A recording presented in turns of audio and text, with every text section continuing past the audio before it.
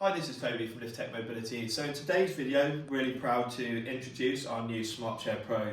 So like with everything we do at LITH-TECH, we always want to have the latest, the greatest, the best of what's on offer in the UK market. So what's so special about this chair? In fact, we'll get to that in a minute. I'll talk you around all the new features that we've got on our Pro. So it's got the best of everything, like we said. So it's got your 12.5-inch rear wheel with punch-approved solid rubber tyres from the best tyre company, which we use on all of our smart chairs. It's got the 8-inch front, nice wide surface area, nice spongy front wheel. You also notice we've also got inbuilt front suspension now on the front forks. That's going to help with lumps and bumps and things like dog walking paths on even terrain and things like that. As standard as well, we also have got a telescopic footplate. So level 1 is going to mimic your standard footplate. Then level 2 brings it out about 6 inches further, and level 3, 6 inches further. This is great for people who have got swelling, or the taller individual, or people with hips and knee pain. For the taller individual, we'd go for a wraparound backrest and a higher cushion, a 4-inch cushion. But yeah, this is just great for anyone who wants added comfort. The whole point of the Pro is you're not sacrificing on anything. You're getting the best of the best on a chair, or pretty much from the word dot. The only modification one is really going to need to do is if you're a taller individual, is you're going to go for higher cushion, you're going to go for a wraparound backrest. Or if one needs a little bit more space between the armrests, it'll just be a spacer kit. But ideally, this chair is probably pitched at people in between sort of 9 stone and 15, 16 stone at the max, really. Anyone past that, you should definitely be in XL territory. Okay, so we've also got quick release 6AH batteries. So to do this, we just press on the button and pull. Can even be done with one hand on this chair. Plain safe on every airline in the world. We've got a little button to press in as a battery indication. So if the lights are all turned on, that means we've got full battery. If there's missing a light, or missing a couple of lights, we know we're seeping into the battery life. Let's charge from the bottom. Alternatively, if you want to charge the batteries on the chair at the same time, it's done through the joystick portal at the end of the joystick. Same with folding and unfolding. We've got a self-locking catch here. So if you open it up, it locks itself into place on the unfold. So open it, leave a bit of space. You're going to bring the weight of the chair back. We're going to bring our hands together. This is also a great way of removing the batteries because it means no bending. And it's a very quick way of reducing weight very quickly, so we can then lift the chair and put it into a boot of the car, use a 2-man lift or whatever. So folding, same again. You can either stand behind the chair and flick it out, or you can just do it the same way you fold. So I'm going to just move that wheel out the way. So we're going to bring our hands together to bring it in, and we're going to push our hands away to do the unfold. With this particular model, unlike a lot, you can actually keep the cushion in the chair for folding. And as you'll see, even still, it's actually an incredibly sleek chair. Right, let's now show you the showstopper and the reason why this chair is so good. So you always hear about me talking about reducing, the more you reduce weight with a chair, the less capable it's going to be. Hence why someone should never ever buy a chair with small wheels that's carbon fibre, because all the weight's at the back, the front's very, very kind of flippant and twitchy, and why those chairs should never be even used on UK pavements because they're dangerous. The more weight going through a chair, the more downforce that's going to give you. That means the more even weight distribution the chair's going to have, which means you're going to stick to the road better. So this on Cambers and things like that is going to perform much, much better than a lightweight chair. However, watch this. So the weight of the chair is 28.5 kg. By removing the batteries, 1 second. Remove the other battery, 2 seconds. We've now reduced the weight from 28.5 down to 25.5. Now, here's the showstopper, and this is a first of its kind in the UK, so obviously proud to show this off. If you go pop, pop, you've got some little catches here. So what we're going to do is we're going to lock this pin up and twist it round to the right. Do you see the difference on that side? So up, round to the right, and now watch this. We're now going to reduce the weight to a liftable weight of just 15 kg. That brings it the same weight as our lightest carbon fibre chair, without batteries. But what that means is you've got three separate, well, you can have that as one if you put in a battery bag. 1 part, 2 part, 3 part, and then the lift of the chair. And I can tell you now, 15 kg on a multi-terrain chair for lifting in, it feels light as anything. You'd obviously put the joystick in the little bag underneath. But what it means is you can now go for an actual multi-terrain chair and multi-terrain chair with all the multi-chair capabilities, but it actually still be exactly the same weight as our carbon fibre FS, which is actually meant for kind of flat surfaces, and it's one of the world's lightest quality carbon fibre chairs. Right, so let's now put these motors back on. So what you're going to do, and what I'm also going to do for all customers, is because we have so many of them spare from when we do upgrades, is I'm going to give every single customer that purchases one of these for free, so they don't scratch their chair.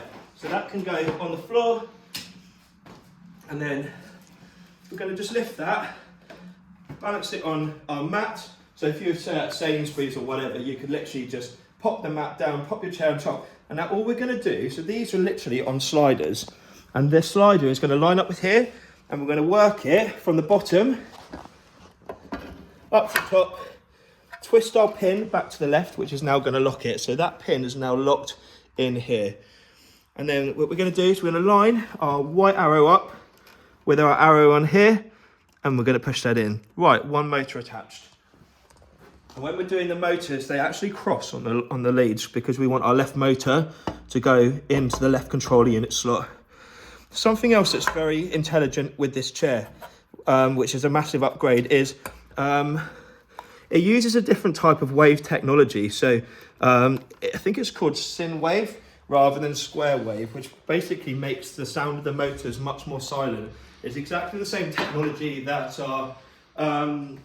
our Titan and our 2 carbon fibre chairs use. So it means the motors make a much more quiet noise rather than that noise, that normal kind of zzz kind of noise of the motors which buzz. But I'm going to pop my batteries back in.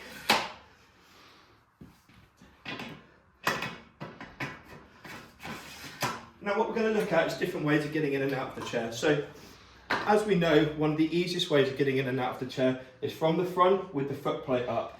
That means we can find our armrest, lower ourselves into the chair, and bring the foot plate down secondary. So that for me is quite a comfortable seating position. However, at 5'9", and I'm longer in the leg than I am in the body, for me, with the foot plate and level 2, that's far more comfortable, and that this as a seating position suits me very well. What we can also do is the armrests do come up from the side as well. So you go up, foot up, and they don't only just go back up, they go all the way back. And the advantage of this is you've got way more room for getting in and out from the side, but 2, imagine if they're both up and out the way. It means that when I'm eating or underneath the table, my elbows are not getting in the way of the arms if they're up here. So, and it's also very useful for getting out the side. So I can easily now come from the side, push from up here, which is a higher point of exit, and I can lever myself out of the chair. It's great. It acts a little bit like a crutch or something like that would do to kind of lever yourself out of the chair.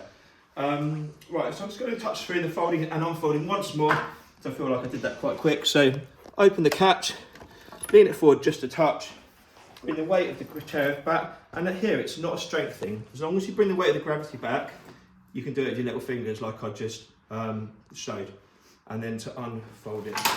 If you're a ex-serviceman, or if you want to do all of this and you've only got one arm, honestly, my biggest, well, there's a couple, but one of the biggest things you do not need in this industry is auto folding chairs. They're the most unreliable piece of mobility equipment. They're clunky, they're heavy. By adding the auto fold feature, it adds 5 kilos to the chair. And also they go wrong all the time. So you literally, most people can either do it with 2 hands, but you can even do all of this with 1. So you can lean that forward, bring this down, bring it up, and I've done that pretty seamlessly just with 1 arm.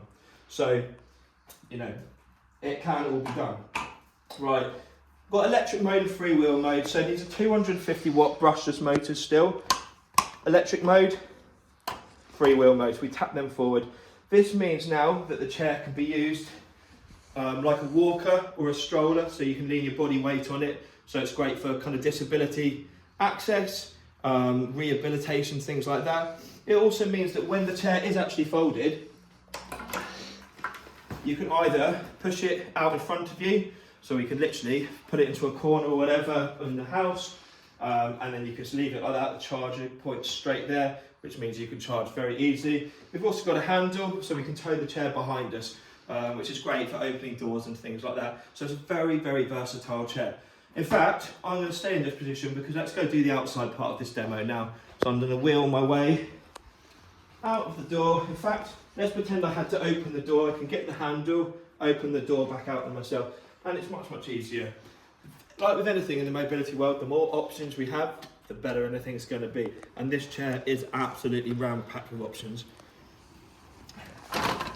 Okay.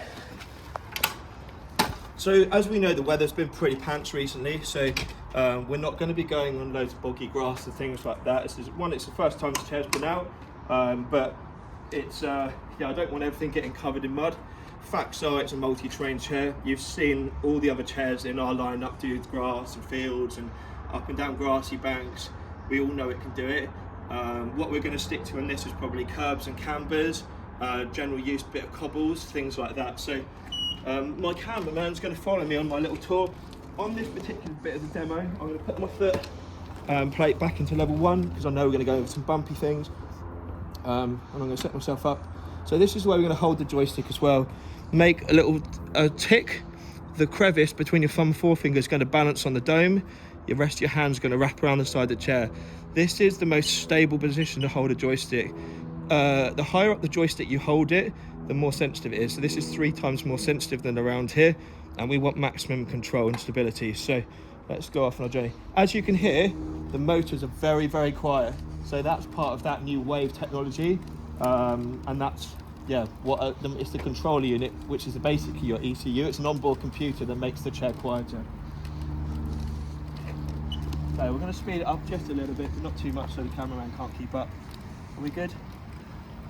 Alright, sweet. And luckily we've got a day where it's not been raining. It's pretty freaking cold though. And there's a bit of blue in the sky. Okay, so if you can see, we've got a nice hump. When you take these dead square on, slow and steady, we want our front wheels to hit at the same time, followed by the back, and that was over, absolute breeze.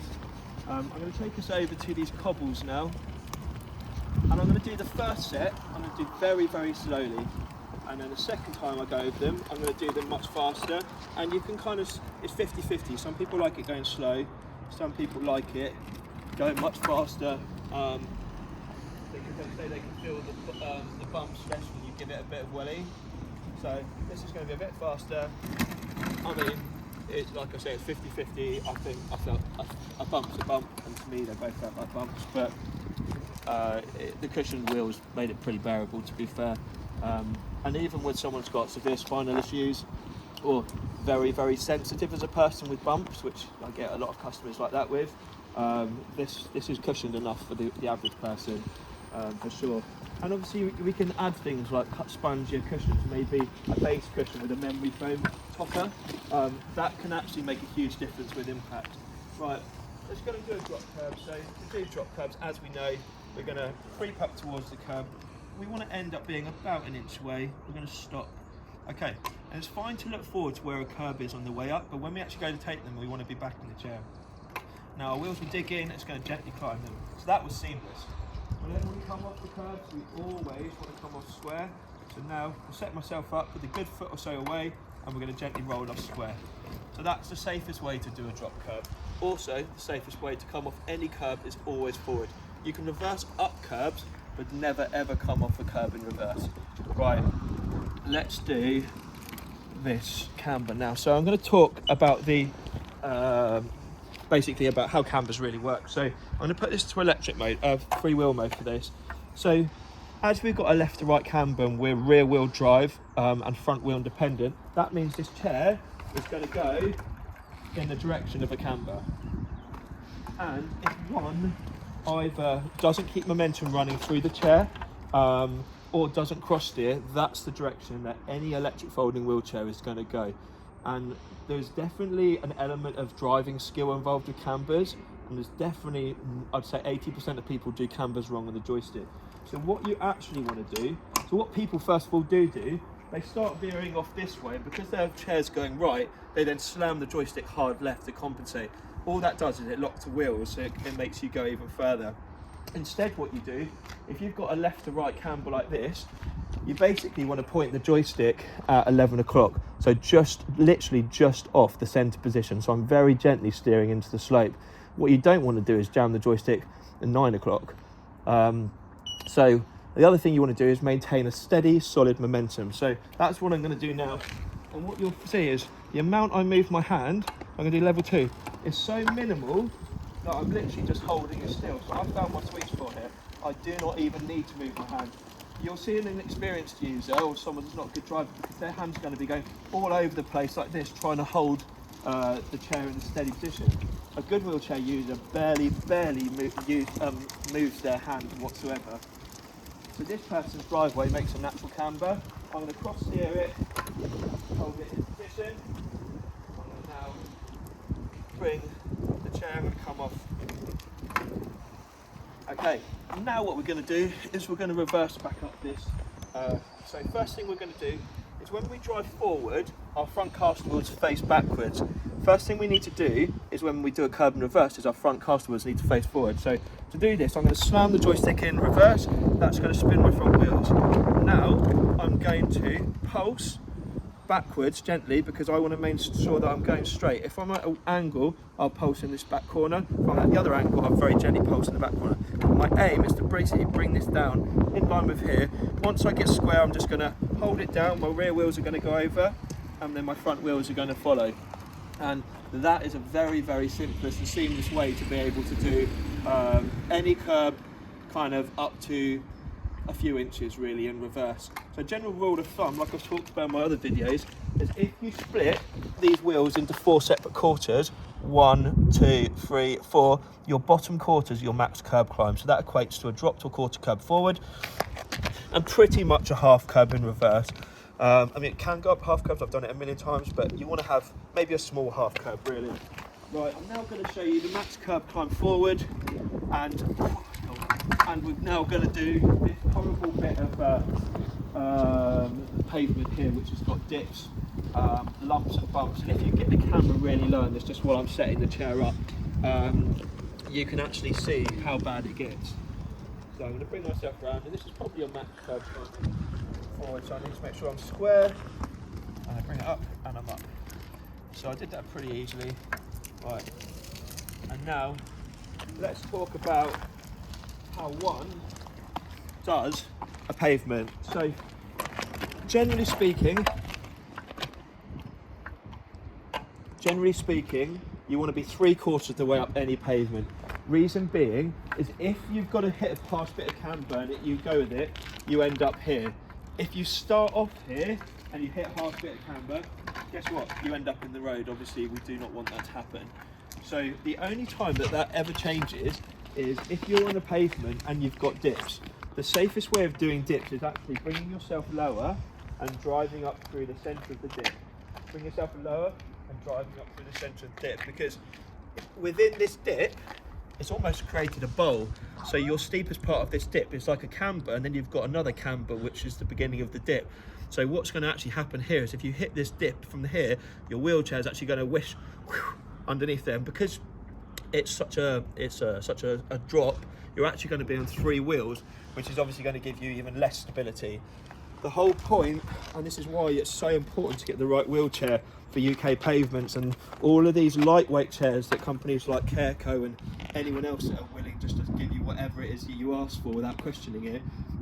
A lightweight chair with small wheels does not cut it on a UK pavement. It is dangerous. And pretty much any mobility company that you go into and ask for a lightweight chair just because you want to get it out of the car won't question it, and it's just dangerous. Right, let's go along here. So I'm going to go down, up through the dip, handle that pretty easy, down, up through the dip, and now I'm going to make my way 3/4 way up here. I'm going over the drain pipes, I'm going over the loose grit and gravel. The chair's moving around a little bit, but I'm handling this Camber with all these nasties and it's piece of cake really. Alright, and now I'm going to swing it round so I can come off here dead square. And then I'm going to now go up here. And now I'm going to come around this little circuit, and what we'll do here is let's talk about different terrain types. So if I was to drive along here, yes, that's deep gravel. I could go through that because it's only a little bit of gravel. I could go over that person's driveway, over the next bit of gravel, over that person's driveway, over the tufty grass, over that next person's driveway, and over the little bit of grass. These are definitely multi-terrain chairs. The things you want to avoid though is deep gravel. So you see here, where it gets a little bit deeper, let's say this continued from here all the way over that person's driveway to the next patch, that would make the chair stop, because over time the wheelchair, and when it's lost its momentum, is going to seep into that gravel. So we can do cobbles, we can do like over there we've got slate, which is built into the pavement over there. So anything that's hard you can go over. In the summer, fields. In the summer, you know, in spring you can do playing fields.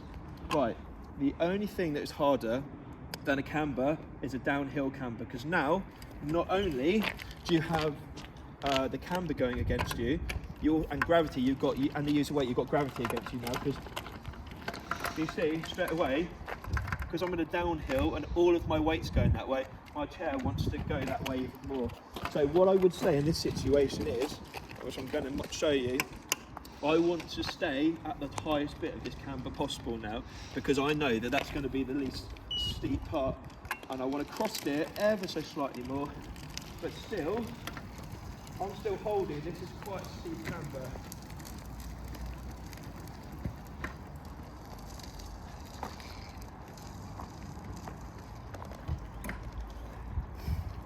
That's it, and then down. So yeah, as you can see, that's pretty steep from that angle. I don't know if you can see it on the camera properly, but so it's also demonstrating turning circle. They all spin on their spot like you would expect from all of our chairs. So great inside as well as outside. Your overall width from this chair is just 60 centimeters.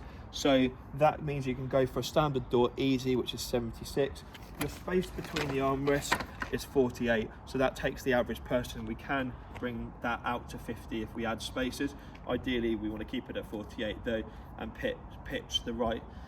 Someone else that wants a chair, we probably would put them in an XL chair if they need like a 52 or whatever.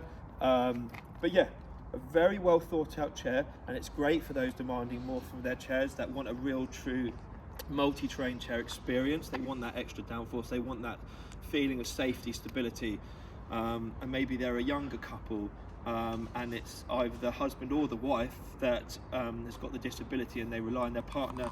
Because remember, this is not going to be for everyone, this chair, because there is an element of bending down where I have to unclip these. So whatever your partner is going to want to have to be able-bodied, or the user is going to be able-bodied enough that they can at least undo this, and they can pull and twist pins and things like that. So this chair is not for everyone, but it's great for those that fit this use case.